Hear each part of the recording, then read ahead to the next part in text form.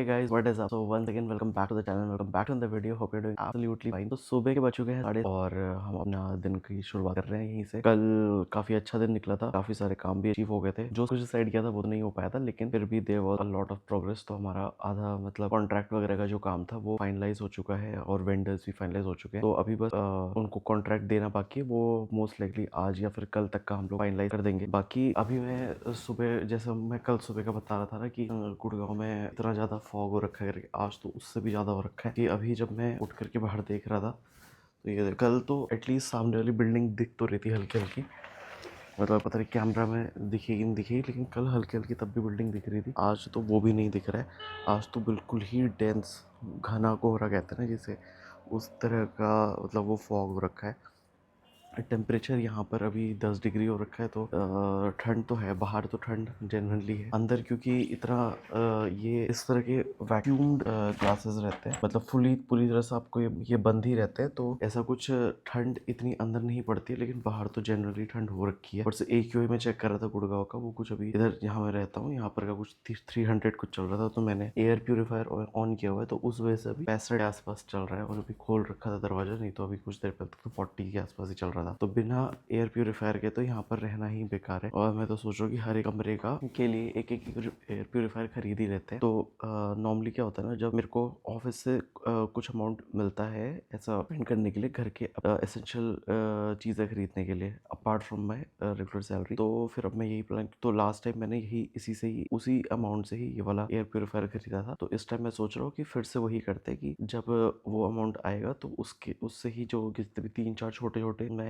ये तो मेरा हॉल के लिए हो जाएगा, तो हॉल में एक जगह पे इसको सेट कर देंगे। और जो बाकी जो एयर प्यूरिफायर्स हैं उनको पर हर एक कमरे में लगा देंगे। क्योंकि आने वाले टाइम में ऐसा नहीं होता कि सिर्फ ये ठंड के टाइम पर ही हमें इतना ज़्यादा हाई AQI रहता है। अभी गर्मी जब होगी तो तब भी ऐसे रहता है। वो तो इस बार काफ़ी टाइम तक का बारिश रही थी, तो इस वजह से मौसम साफ था। नहीं तो नॉर्मली जो मैं 3 साल मुझे यहाँ पर हुए हैं, वो इसी साल ऐसा हुआ था कि जब बारिश के टाइम पर आपका AQI, बारिश इतनी लंबी खींची थी। नहीं तो लास्ट ईयर तो सिर्फ 1 महीना भी नहीं हो पाई थी ढंग से बारिश। बाकी अभी अपने सुबह के काम वगैरह शुरू करते हैं, क्योंकि 9 बजे आज सेशन है जिम का, तो 9 बजे उसके लिए जाएंगे। तो उससे पहले अपने जितने भी छोटे मोटे काम बचे हुए हैं जो हम रेगुलरली करते हैं, तो वो सारे खत्म कर लेते हैं। जितना भी हो पाएगा उतना कवर करने का ट्राई करेंगे, और बचाव फिर घर आकर खत्म करेंगे।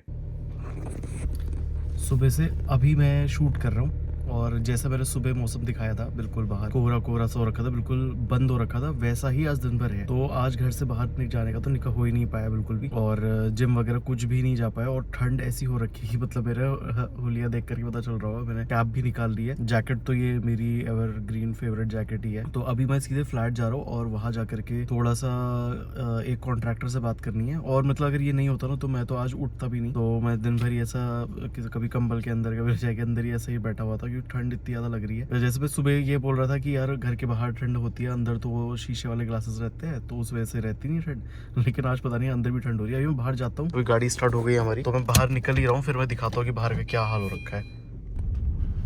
तो ये देखो, अभी भी वैसा ही हो रखा है, बिल्कुल धुंध सी हो रखी है। अभी शाम के 5 बज रहे हैं, 5:15 बज रहे हैं, और अभी से ही इस तरह का माहौल बन रखा है पूरा, जिसमें पूरी ही मतलब अगर मैं 1 घंटा और बाद निकलूं तो फिर विजिबिलिटी पूरी ही ज़ीरो है। सुबह से लेकर के अभी तक का यही हिसाब हो रखा है पूरा, मतलब आपको विजिबिलिटी ज़ीरो है, और ठंड ऐसी हो रखी है, अभी अंदर ही ठंड लग रही है।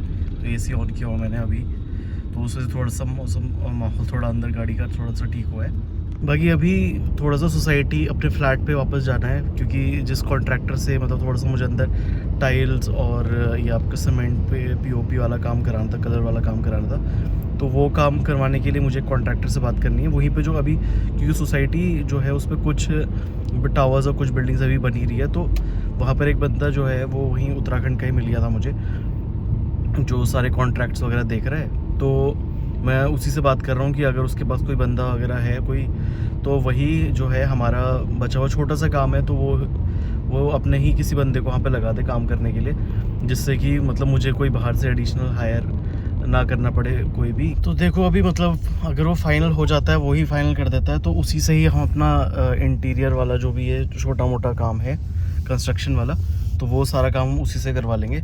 नहीं तो फिर कोई दूसरा बंदा ढूंढना पड़ेगा, और फिर अगर मैं सारा का सारा काम एक ही बंदे से करवा रहा हूँ ना, तो बहुत ही ज़्यादा चार्ज कर रहा है। मतलब मैं इसका रफ आइडिया आपको ऐसे देता हूँ कि मुझे कुछ एडिशनल पॉइंट्स वगैरह बनवाने हैं, तो मैंने इंटीरियर वालों को ये काम दिया था, तो वो 1000 पॉइंट्स मतलब हो गया कि जहाँ पर आपका सॉकेट और ये स्विच बोर्ड वगैरह लगता है, तो एडिशनल स्विच बोर्ड्स वगैरह लगाने के लिए इंटीरियर वाला पर पॉइंट का 1000 रुपये ले रहा है, जबकि वही काम जब मैं अलग से इलेक्ट्रीशियन को बोल करके करवा रहा हूँ तो वो पर पॉइंट का 450 रुपये ले रहा है। Still expensive but way much cheaper than जो इंटीरियर वाले चार्ज कर रहे हैं। तो उसी वजह से मेरे दिमाग में यही थॉट आ रखा था, और जैसे मैं कल ही बता रहा था कि अलग जो मेरे 3 जो काम है उनको अलग अलग लोगों को ही दो, तो ज़्यादा सॉर्टेड रहती है चीज़ें, और थोड़ा सा मतलब आपको विद इन बजट आ जाती चीज़ें, और थोड़ा आसानी से काम हो जाता है।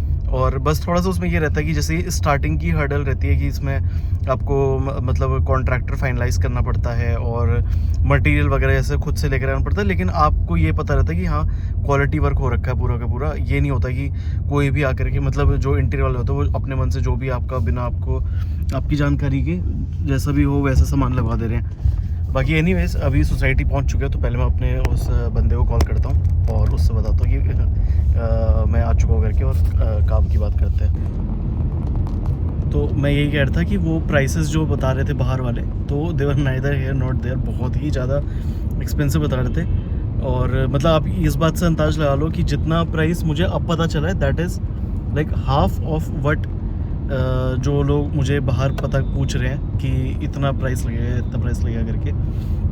बट एनीवेज मैंने ये सोच रखा था कि ये थोड़ा सा कंस्ट्रक्शन वाला काम मेरा हो जाएगा, उसके बाद मैं अपने वाले कारपेंटर से पूछूंगा कि वो अब कितने पे करेगा, लेकिन अब उससे बात करने का कुछ पॉइंट है नहीं। तो अब मैं सीधे जिस नए बंदे का जो नंबर मिला है, अब इसी से ही वार्डरोब और ये जो अपना छोटा मोटा फर्नीचर वाला काम है वो सारा का सारा काम इसी बंदे से ही करवाऊँगा।